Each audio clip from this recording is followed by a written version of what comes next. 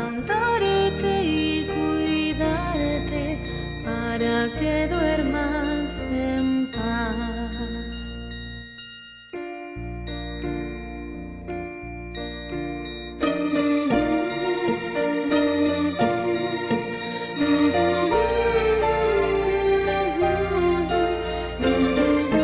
Hola familias, bienvenidas nuevamente a esta temporada de Ser Mamás, como siempre con todo el amor y con todo el cariño llevándoles esta información que nos ayuda tanto a educarnos en ese rol de ser mamás, de ser papás, de ser hermanos, de ser tíos, de ser abuelos y que nos enseña de manera integral a toda la familia. Hoy nos encontramos en estas instalaciones tan bonitas desde el Hotel Santa María Boutique, desde el municipio de Guarne. Y con ustedes tenemos para hoy un invitado súper especial. Bienvenido, ¿cómo estás? Hola, ¿cómo estás? Un saludo para usted, para todos los televidentes de Ser Mamás, que seguramente es un programa muy importante para la comprensión de todos estos temas que integran a la familia, que nos ayudan a educar mejor, a ser mejores en cuanto a la convivencia, en cuanto a varias acciones que son necesarias social y afectivamente en la casa. Muchas gracias a Cable Plus y a el programa por invitarme. Listo. Yo quisiera que te presentaras para todas esas personas que no te conocen, quién eres, qué haces acá en el municipio de Guarne y por qué es como tan competente hablar con vos sobre el tema que vamos a tratar hoy. Sí, bueno, yo soy Alexander Gómez, soy psicólogo, especialista en psicología clínica y salud mental. No es ajeno para mí estar en las cámaras de Cable Plus porque anteriormente presentaba un programa también relacionado con la salud mental, relacionado con las familias, relacionado con todo este ejercicio desde la psicología que tiene un componente social tan importante. En ese momento trabajando para las comisarías de familia del municipio de Guarne. Recuerden que ya no es solamente una comisaría de familia, sino que son las comisarías de familia, la comisaría primera de familia que está a cargo de la doctora Marta Marín, ella es nuestra comisaria allí, y la comisaría segunda de familia a cargo de la doctora Camila Hurtado. Entonces vengo en representación de las comisarías de familia, donde estamos haciendo un ejercicio desde la psicología muy importante, un trabajo con un enfoque de salud mental. Entonces nos salimos un poquito de ese tema técnico, de lo normativo, de las leyes, de lo legal, y comenzamos a abordar los usuarios de las comisarías de familia atendiendo sus problemáticas emocionales, afectivas. Muchas veces detectamos algunos elementos psicopatológicos que pueden ser acompañados de manera parcial y breve en las comisarías de familia, pero tenemos que comprender que muchas de las conductas, muchas de los presuntos diagnósticos que detectamos allí en las comisarías de familia son susceptibles de ser remitidos para atenciones más complejas, pero ese trabajo, esa perfilación clínica la estamos haciendo en las comisarías de familia y es un trabajo muy importante que estamos haciendo para la comunidad guarneña. Qué interesante que desde las comisarías de familia le estén apostando a este tema de salud mental, ya que Guarne ha sido un municipio que en el tema de salud mental es un tema y una problemática de salud pública en el municipio, porque Guarne siempre ha repuntado con los índices de suicidio en el departamento y a nivel de Colombia. Entonces, qué chévere que estén enfocados en ese tema desde las comisarías de familia, que yo creo que son de las primeras rutas de atención en cuanto a todas las problemáticas de violencias familiares. Alexander, bueno, el tema que vamos a trabajar hoy son los derechos y los deberes del menor de edad, los deberes infantiles en el núcleo familiar. ¿Cuáles son esos deberes y esos derechos que tiene el menor en un núcleo familiar, Alexander? Sí, muchas veces nos enfocamos en el tema de los derechos, que es absolutamente fundamental, que es algo que debemos considerar siempre y que no solamente los padres de familia, sino todas las personas, todos los actores, todas las instituciones debe contemplar. Pero también es muy importante tener en cuenta unos deberes que están enmarcados también en la convención que se realiza el 20 de noviembre de 1989 por las Naciones Unidas, y que es muy importante tener en cuenta que de ahí se deriva todo el respeto y toda la promulgación de todo el tema de derechos y deberes de los niños. Y que dentro de esos deberes, que muchas veces son desconocidos, principalmente por los mismos niñas, niños y adolescentes, pero que definitivamente debe haber un proceso educativo y un proceso afectivo para transmitir estos deberes por parte de los padres de familia, por parte de papá y mamá. Entonces, hay derechos fundamentales, pero también hay deberes que se enmarcan dentro de lo fundamental, y es, por ejemplo, el deber de la obediencia. Es muy importante que empecemos a transmitir y a promulgar el deber de la obediencia casi como un principio dentro de la casa, y que se haga a través de ejercicios afectivos que le permitan a esta niña, a este niño, decir que la obediencia tiene una connotación afectiva, porque muchas veces actuamos en operancia de promulgar un deber, pero estamos irrumpiendo en contra de un valor. Entonces, por ejemplo, pretendemos que nuestros niños, que nuestras niñas sean obedientes, pero los irrespetamos. Entonces, actuamos de una manera restrictiva, por medio del reproche, por medio del refuerzo negativo, o sea, a través del castigo. Entonces, es que usted tiene que ser obediente, es que usted tiene que hacer tal cosa, es que mientras usted esté bajo mi mandato, usted tiene que... Entonces empezamos a operar de una manera restrictiva y casi que agresiva, y eso pues es contradictorio, o es una contraposición. Porque... Y yo ahí, Alexander, Sí. qué pena te interrumpo, quisiera hacer como un paréntesis, y eso es muy valioso lo que estás diciendo, porque nosotros como madres y padres de familia o tutores de un menor, siempre queremos orientarlos y que nos obedezcan, pero me parece un poco incoherente que nuestra forma de crianza sea de me tenés que respetar, no me puedes violentar, pero yo te violento, yo te golpeo, yo te grito. Y yo creo que si vamos a enseñar eso a nuestros hijos o a nuestros menores, tenemos que empezar con el ejemplo, que es fundamental en eso. Entonces, si le vamos a decir, me respetas, pues vamos a hablarle con mucho respeto. Si le vamos a decir, no, esto no golpees a las personas, yo no tengo por qué golpear a mi hijo. Entonces, yo creo que ahí es muy importante educar y transmitir estos deberes, pero desde la coherencia. Estos ejercicios educativos y afectivos, dices algo muy importante, y es que no puedo proveer o no puedo promover que los valores, que los deberes, que los derechos se lleven a cabo de manera armónica dentro de la casa si no lo hago acompañado de unos buenos principios. Así es. Y usted menciona un principio que es sí o sí, o sea, es obligatorio dentro de la familia, y es el principio del ejemplo, ¿sí? El ejemplo por parte de los padres de familia, que somos referentes, que somos quienes encabezamos todas las condiciones de convivencia, de afecto, de vinculación, de comunicación, pues tengamos un buen comportamiento. Yo no puedo pretender que mis hijos, que mi niño, mi niña tenga un buen comportamiento si yo no lo tengo. Y muchas veces los padres operamos desde un antiprincipio, que es que yo quiero que usted no haga lo que yo hice. Es que yo soy un borracho alcohólico, pero usted no puede ser así. Vea mi experiencia como ejemplo. O sea, estoy ya llevando el ejemplo a una contradicción. Entonces, el principio del ejemplo es obligado dentro de la casa. Pero además de eso, hay otros principios que son sumamente fundamentales, y usted también lo menciona, el principio de coherencia. Y tener coherencia es eso. Es decir, listo, usted como mi hijo, como mi hija, tiene unos deberes, ¿sí? Pero eso no se puede pedir o no se puede, digamos, obligar desde la irrupción sobre la afectación de valores como el respeto, ¿sí? Entonces, ¿qué tan coherente puede ser yo decir, usted debe ser obediente, pero yo lo estoy respetando?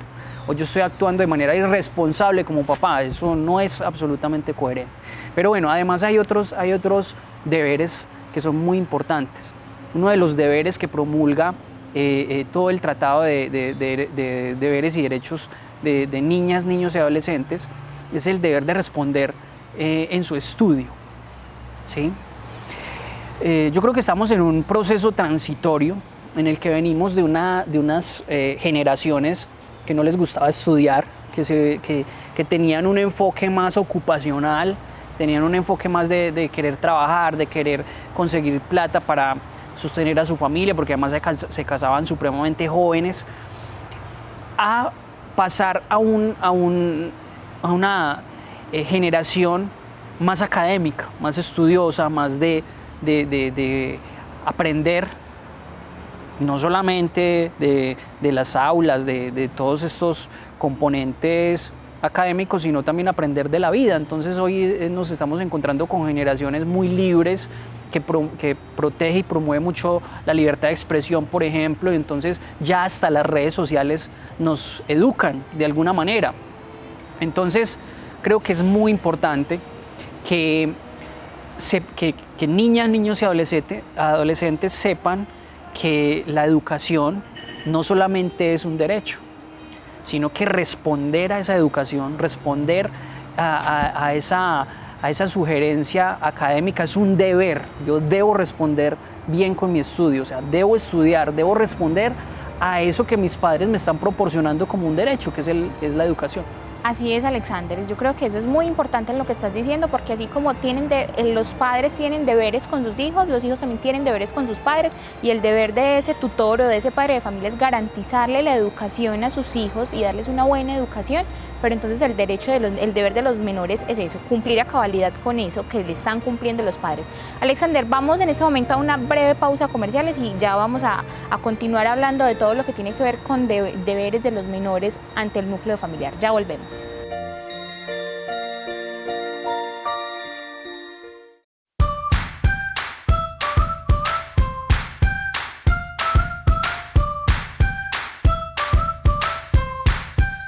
Estás viendo Cable Plus Televisión, uniendo emociones.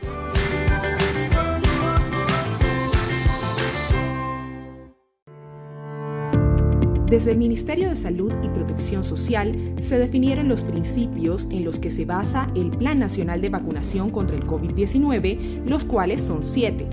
Beneficencia: entregar desde el Gobierno Nacional una vacunación completamente gratuita. Solidaridad: priorizar a la población vulnerable de contagio por sus condiciones de riesgo, como los adultos mayores, personas con enfermedades preexistentes y trabajadores de la salud. Equidad y justicia: vacunar a toda la población sin distingo social. Transparencia: brindar información clara y oportuna de todo el proceso.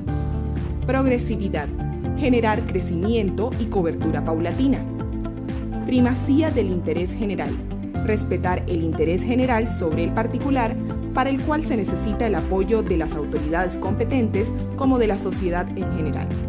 Por último, está el principio de eficiencia: cumplir a cabalidad y de forma adecuada el plan para beneficio de todos los colombianos. La paz en Colombia desde hace 2 años tiene unos protagonistas quienes nos contarán a qué suena la paz con legalidad. La paz con hechos. Paz con legalidad me suena volver a los territorios, olvidarme de ese conflicto el cual me causó daño. La paz con legalidad ha beneficiado a 25.036 familias rurales, con la formalización de 430.572 hectáreas. Ahora me siento un joven, un alegre y listo para seguir trabajando y luchándole a la finquita que Dios nos regaló y el gobierno. La paz es con hechos. El futuro es de todos. Gobierno de Colombia. El Gobierno Nacional, en equipo con gobernadores, alcaldes, docentes, directivos y familias, avanza en el retorno gradual, progresivo y seguro bajo el esquema de alternancia en más del 63% del país, combinando la presencialidad con el estudio en casa. El sistema educativo continúa trabajando para el regreso a las aulas con alternancia en 2021. Por esto hemos diseñado de la mano de expertos en salud los más estrictos protocolos de bioseguridad que permitirán que una educación pertinente y de calidad continúe llegando a todos los rincones del territorio nacional. Ministerio de Educación Nacional.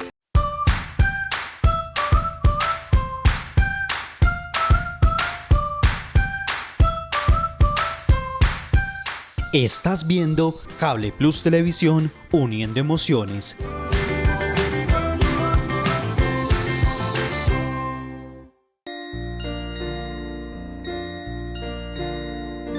Regresamos desde nuestros mensajes comerciales y les recordamos que el tema de hoy en Ser Mamás son los deberes de los niños, niñas y adolescentes dentro del núcleo familiar.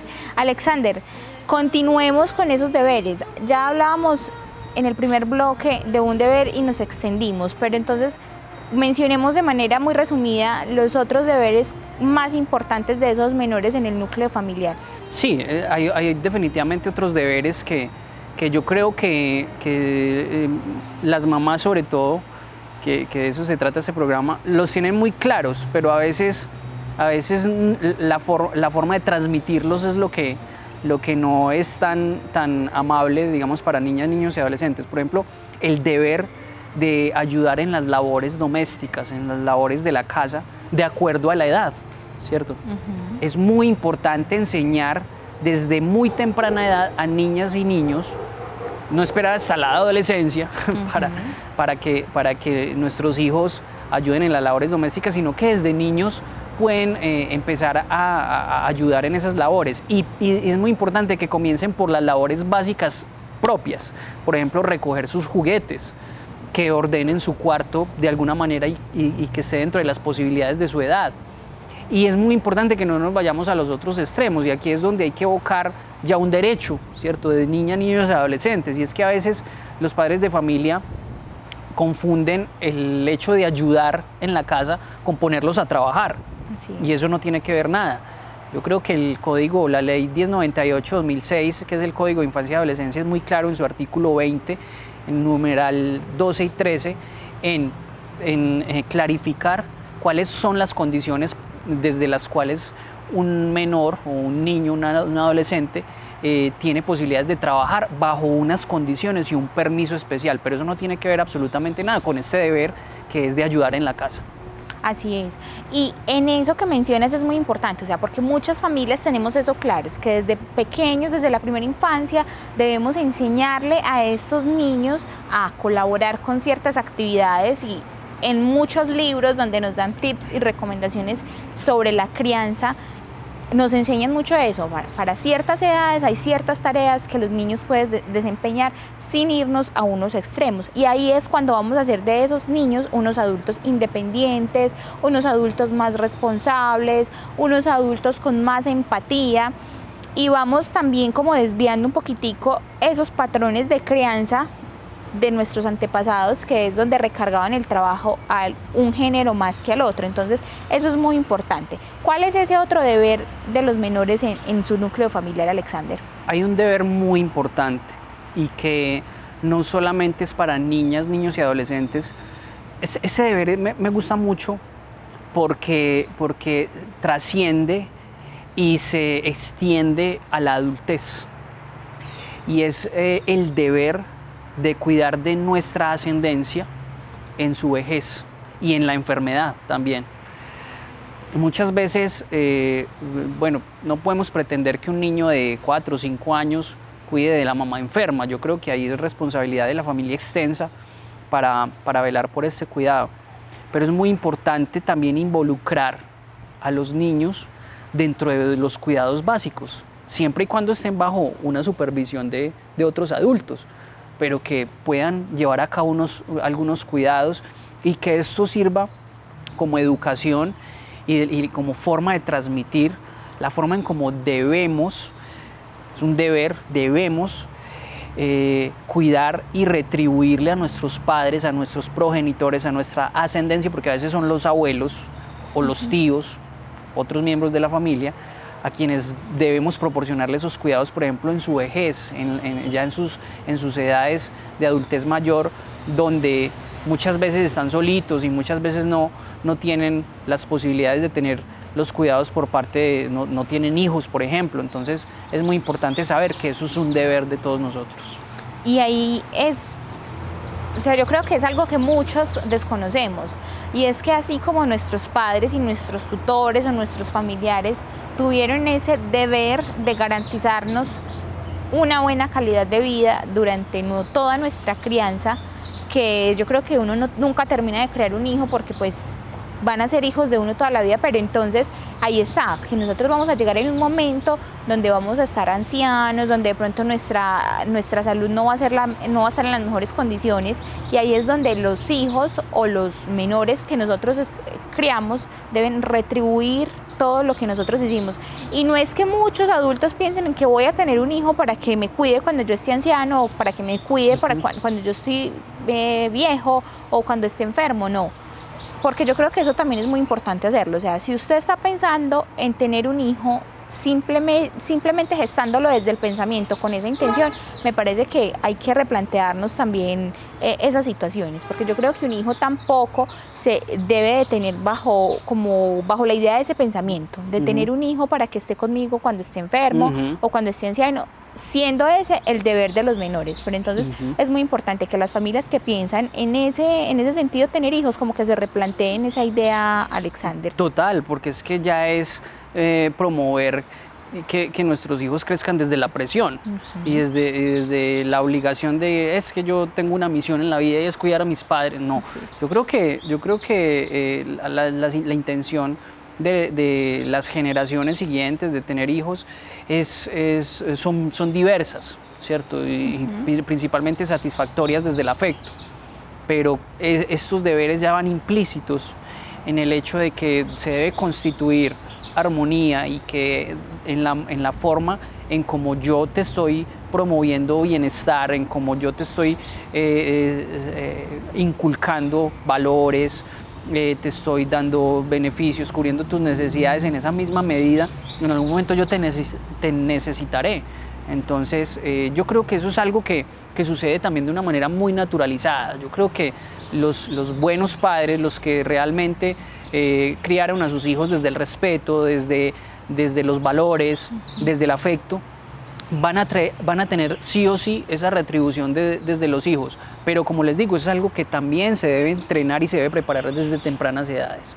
Así como hay otros deberes. Yo te puedo hablar del deber, por ejemplo, el deber de no consumir sustancias psicoactivas. Y ahí es algo muy, muy delicado, Alexander, porque es un tema que de pronto causa que de pronto no es tan chévere para los menores y sobre todo para los adolescentes como digerir ese tema, pero ese es un deber que tiene el menor y sobre todo el adolescente con ese tutor o con ese padre de familia, de no consumir ese tipo de sustancias. Sí, eso es un deber proclamado y está inscrito, pero también evocando el tema de la coherencia.